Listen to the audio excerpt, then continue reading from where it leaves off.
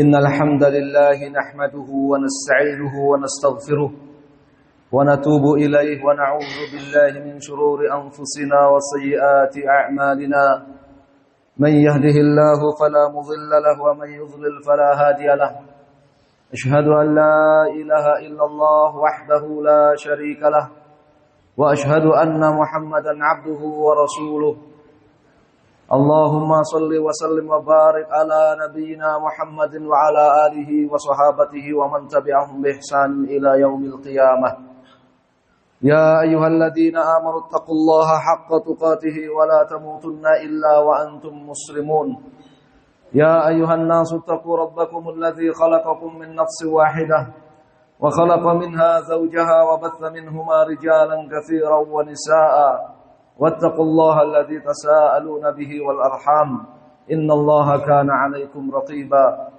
يا أيها الذين آمنوا اتقوا الله وقولوا قولا سديدا يصلح لكم أعمالكم ويغفر لكم ذنوبكم ومن يطع الله ورسوله فقد فاز فوزا عظيما أما بعد فإن أصدق الحديث كتاب الله وخير الهدي هدي محمد صلى الله عليه وسلم شر الأمور محدثاتها فإن كل محدثة بدعة وكل بدعة ضلالة أيها المسلمون عباد الله أوصيكم ونفسي بتقوى الله فقد فاز المتقون. Sidang jamaah Jumat rahimakumullah, marilah kita mensyukuri rezeki dan kebaikan yang Allah Subhanahu wa taala karuniakan kepada kita yang sangat banyak sekali. Bahkan kita tidak akan mampu untuk menghitung kebaikan dari Allah Subhanahu wa taala tersebut kepada kita. Semoga Allah terus menambahkan kebaikan-kebaikan itu untuk kita dan menjadikannya sebagai jalan untuk kita meningkatkan keimanan dan ketakwaan kepada Allah Subhanahu wa taala serta menjauhkan kita dari murka Allah Subhanahu wa taala dan siksanya. Sidang jamaah Jumat rahimakumullah, hari ini kita sudah memasuki tahun yang baru 1447 Hijriah di bulan Muharram, Jumat yang ketiga pertama di tahun 1447 Hijriah ini. Ada banyak hal yang harus kita evaluasi, apa yang sudah kita perbuat dan kita amalkan di tahun-tahun sebelumnya. Dan ada banyak hal yang harus kita rencanakan untuk tahun-tahun ke depan. Semoga Allah Subhanahu wa taala mengampuni dan memaafkan semua dosa, kekurangan dan kesalahan kita di tahun-tahun yang lalu.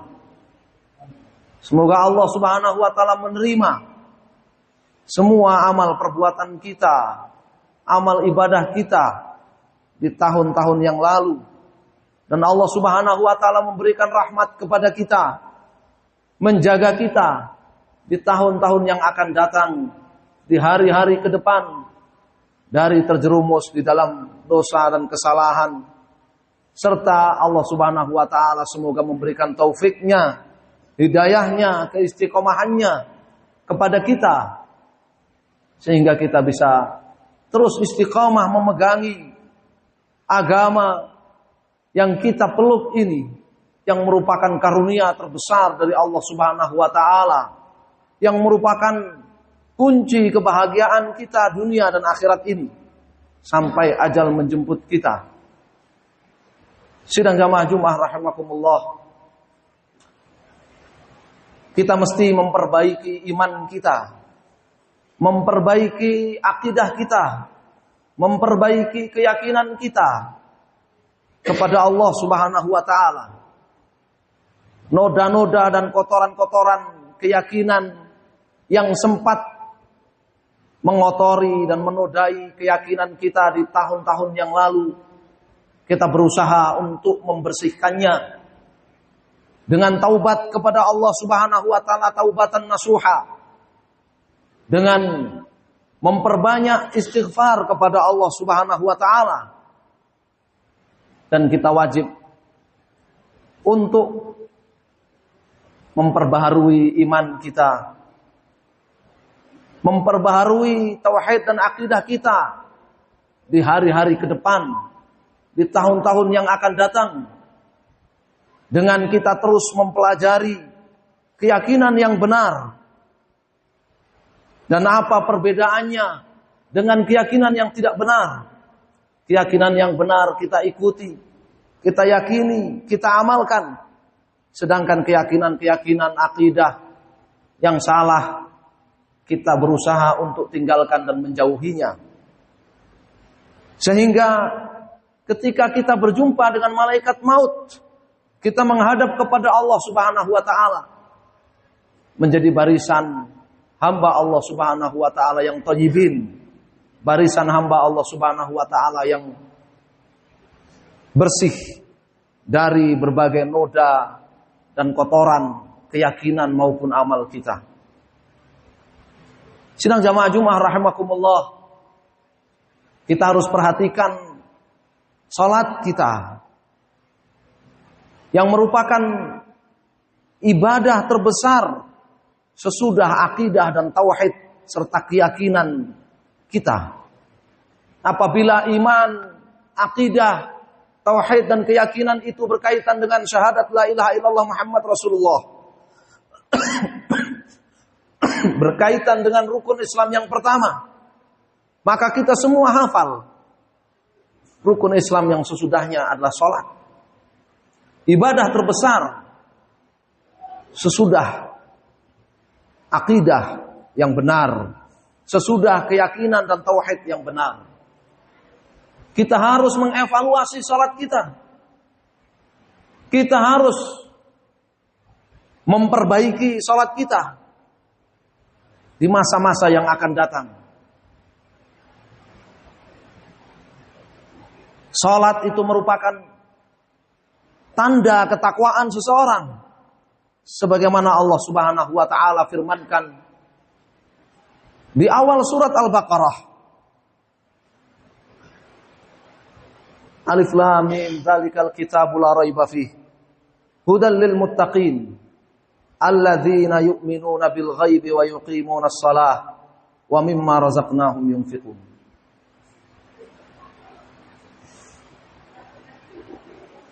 Al-Quran ini yang tidak ada sedikit pun keraguan di dalamnya adalah petunjuk bagi orang-orang yang bertakwa. Kemudian Allah beritahukan kepada kita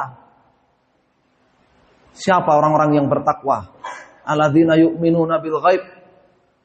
Mereka-mereka yang beriman kepada yang gaib, kepada segala apa yang diberitakan oleh Allah Subhanahu wa taala dan Rasulnya, dari perkara-perkara yang tidak kasat mata oleh kita. Wa yuqimunas shalah.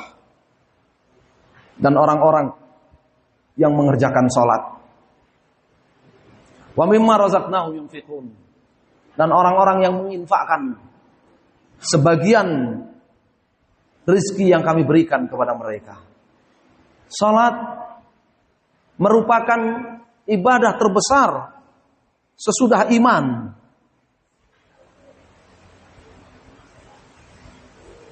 Banyak sekali keutamaan daripada salat, keistimewaan daripada salat. Salat ini merupakan karunia yang sangat agung dari Allah Subhanahu wa taala kepada Nabi sallallahu alaihi wasallam dan umatnya. Satu hari, satu malam, 5 kali kewajiban salat. Kita semua hafal kisah diwajibkannya salat. Salat ini bukan syariat yang diturunkan kepada Nabi dan Nabi di muka bumi, tidak. Ketika Nabi SAW mendapatkan syariat salat ini, kedua telapak kaki Nabi SAW tidak menginjak tanah. Tetapi beliau mendapatkan syariat salat yang 5 kali satu hari satu malam ini di atas langit yang ke-7. ketika beliau sedang menjalankan Isra Mi'raj di atas Sidratul Muntaha. Langsung dari Allah Subhanahu wa taala. Allah perintahkan kepada beliau sallallahu alaihi wasallam tanpa melewati malaikat Jibril. 5 kali 1 hari 1 malam. Pahalanya Allah hitung sholat 50 kali 1 hari 1 malam. Keagungan sholat. Di dalam surat Al-Ankabut, Allah Subhanahu wa taala firmankan, "Watlu ma uhiya ilaika minal kitabi wa aqimis shalah. Innas salata tanha 'anil fakhsya'i wal munkar. Wa la dzikrullahi akbar. Wallahu ya'lamu ma tasna'un." Bacalah Al-Qur'an yang telah diwahyukan kepadamu wahai Nabi sallallahu alaihi wasallam, dan tunaikanlah salat. Sesungguhnya salat itu akan mencegah perbuatan-perbuatan kotor dan perbuatan-perbuatan yang mungkar. Dan sesungguhnya di dalam salat itu ada keutamaan yang lebih besar lagi, yaitu zikir, menyebut-nyebut dan mengingat Allah Subhanahu wa taala. Wallahu ya'lamu ma tasna'un, dan Allah Maha mengetahui segala apa yang kalian perbuat. Ayat ini mirip dengan awal dari surat Al-Baqarah tadi. Awal surat Al-Baqarah menerangkan dzalikal kitabul la raiba fihi hudal lil muttaqin. Al-Qur'an ini adalah kitab yang tidak ada sedikit pun keraguan di dalamnya dan merupakan petunjuk bagi orang-orang yang bertakwa. Kemudian setelahnya baru diberitakan tentang salat. Dalam ayat Al-Ankabut juga demikian, watlu ma uhiya ilaika minal kitab. Bacalah Al-Qur'an yang diwahyukan kepadamu wahai Nabi sallallahu alaihi wasallam. Dan makna tilawah, makna membaca Al-Qur'an dalam ayat ini bukan sekedar membaca huruf-hurufnya dengan lisan kita, tetapi maknanya adalah ittiba'uhu, mengikuti Al-Qur'an, bimtithali awamirihi wastinabi nawahihi. Kita kerjakan perintah-perintah yang ada dalam Al-Qur'an, kita tinggalkan perkara-perkara yang dilarang di dalam Al-Qur'an, wa tasdiqi akhbarihi, kita mempercayai apa-apa yang diberitakan dalam Al-Qur'an, wa tadabburi ma'anihi, kita mentadaburi, menghayati makna-maknanya, wa tilawati al-fatihi wa hifdhiha, dan kita membaca huruf-hurufnya serta berusaha menghafal lafaz-lafaznya. Itu artinya membaca Al-Qur'an. Bukan sekedar membaca dengan lisannya saja. Karena itu hanyalah pekerjaan orang-orang yang disebut oleh Allah sebagai orang-orang yang buta aksara. Wa minhum ummiyun la ya'lamunal kitaba illa amaniya wa inhum illa yadhunnun. Ada orang-orang yang buta aksara. Mereka tidak bisa membaca Al-Quran kecuali hanya huruf-hurufnya saja. Dia hanya membaca dengan lisannya saja. Tidak mempelajari maknanya, tidak mengerjakan perintahnya, tidak meninggalkan larangan yang ada di sana, tidak mempercayai berita-berita yang ada di dalamnya, tidak menghayati makna-maknanya. Hanya sekedar membaca dengan lisannya. Oleh Allah disebut dalam surat Al-Baqarah itu wa minhum ummiyun, orang-orang yang buta aksara. Wa inhum illa yadhunnun, lebih parah lagi ketika berbicara tentang isi Al-Qur'an hanya berdasarkan prasangka belaka. Wa aqimis shalah, ikuti Al-Qur'an, baca Al-Qur'an, kerjakan isinya, percayai berita-beritanya, pelajari makna-maknanya, dan baca, hafalkan. Wa aqimis shalah, tunaikan salat. Kemudian Allah sebutkan manfaatnya salat. Innas salata tanha 'anil fakhsya'i wal munkar. Bagaimana salat itu akan mencegah perbuatan kotor dan perbuatan mungkar. Innal abda idza qama biha bi arkaniha wa syurutiha wa khusyu'iha. Seseorang kalau dia mengerjakan salat sempurna syarat-syaratnya, rukun-rukunnya, wajibat-wajibatnya, sunnah-sunnahnya dan khusyuknya, yastaniru qalbuhu wa yatatahhar fuaduhu, maka hatinya akan bercahaya. Dia mendapatkan pencerahan batinnya. Hatinya akan menjadi suci bersih, akan semakin suci, semakin bersih. Wa yazdad imanuhu, imannya akan meningkat. Wa yataqawwa raghbatuhu fil khair, semangatnya untuk berbuat kebaikan akan semakin meningkat. Wa ta'du raghbatuhu fis syarr, sebaliknya ambisi dan keinginannya untuk berbuat keburukan dan kejahatan, kemaksiatan akan menurun, akan melemah. Inilah bagaimana salat itu mencegah perbuatan kotor dan perbuatan mungkar dari pelakunya. Ketika dia melakukan salat itu sempurna dengan rukun, syarat, wajib, sunnah dan khusyuknya, maka dia akan mendapatkan pencerahan batin, akan mendapatkan kesucian hati,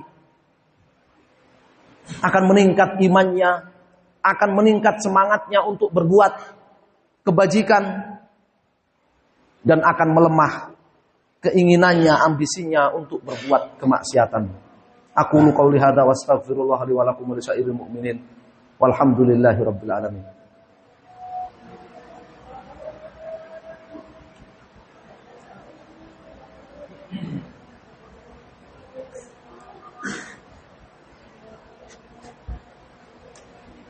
Alhamdulillahilladzi arsala rasulahu bil huda wa dinil haqq liyudhhirahu 'ala ad-dini kullihi wa kafaa billahi shahida.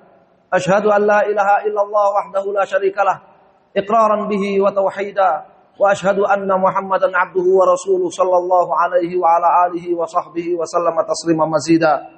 Amma ba'd, fa ya ayyuhal muslimuna ibadallah, usiikum bittaqwallah faqad fazal muttaqun.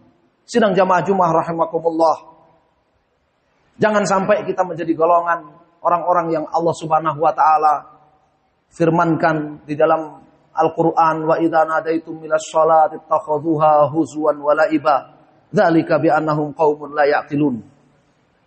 Jangan sampai kita menjadi orang-orang yang ketika dipanggil dengan panggilan salat maka menjadikan panggilan salat itu hanyalah sebagai olok-olokan, hanyalah sebagai bahan candaan dan gurauan semata.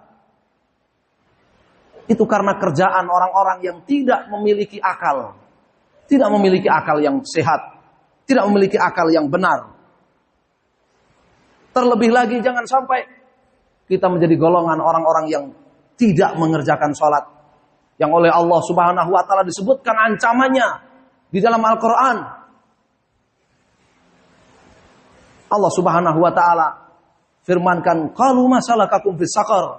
Qalu lam nakum minal musallin. Penduduk neraka Sakor ditanya, apa yang menyebabkan kalian masuk ke dalam neraka Sakor? Mereka menjawab, kami tidak sholat dulu di dunia. Fa khalafa min ba'dihim khalfun adha'us shalah wattaba'us syahawat fasawfa yalqauna ghayyan. Muncul generasi orang-orang yang menyepelekan sholat, bahkan meninggalkan sholat, dan lebih mengedepankan, memperturutkan hawa nafsunya. Maka mereka itu akan berjumpa dengan neraka yang disebut dengan ghayy, neraka yang menyesatkan dia.